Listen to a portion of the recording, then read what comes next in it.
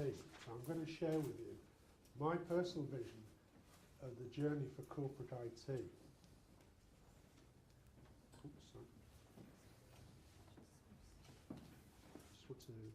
That's it.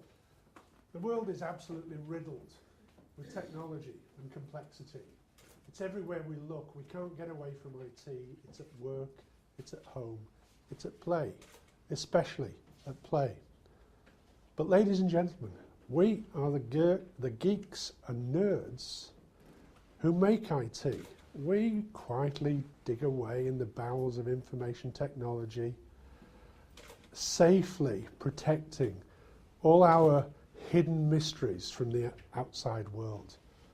But the walls are coming down, and the walls of the data center are crumbling, and the smoke and mirrors of yesteryear IT are being swept away into the cloud. And this means that some people just regard IT now as a commodity that can be bought and sold from the web, without all the song and dance routines of the old days. And for some people, it's a big business turn-off. It's a yawn. Unexpected cost and disappointment are still the most likely outcomes of major investments in IT, if you believe some of the stories. And the IT function has not always been the best function in the business for keeping promises. And so, we're already seeing IT departments under attack from all sides, and nibble here and nibble there. Before you know it, the shark will disappear. So if we don't want to become a corpse lying on the bottom of the corporate gene pool, we're going to have to put our thinking hats on. We're going to come up with a survival strategy for IT. What are we going to do in the future? And I'm talking about a proper strategy, not just some airy-fairy power play for the enterprise innovation space. CIO as Chief Innovation Officer, it's not going to happen. Nobody will let us take that space. It's crowded, it's hostile territory. We're going to have to look elsewhere. But the answer is already under our noses. It's not going to be IT 2.0.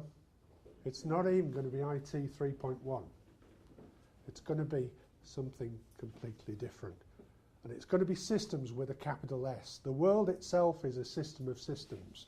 Every individual, every organization, every group in the world is a sophisticated set of systems, biological, social, intellectual. And that's where IT comes in.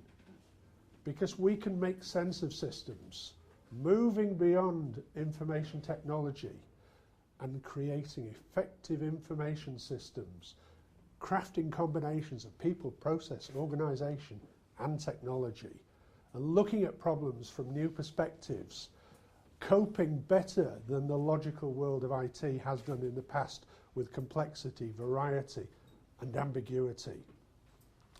And stop trying to nurture the trees of knowledge by planting seeds of wisdom deep in isolated silos.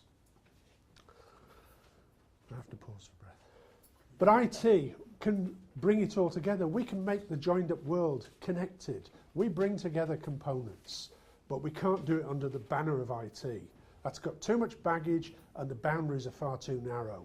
We have to do something different. I've thought about this for years, and whatever we call ourselves in the future, it's got to pass the pub test. Everybody must know exactly what we're talking about. And I think that my vision for the future is the IT function will become business integration. The CIO as Chief Integration Officer is far more plausible than the CIO as Chief Innovation Officer. It also means that we can have the opportunity to make an enterprise that's really coherent and congruent, and internally and externally.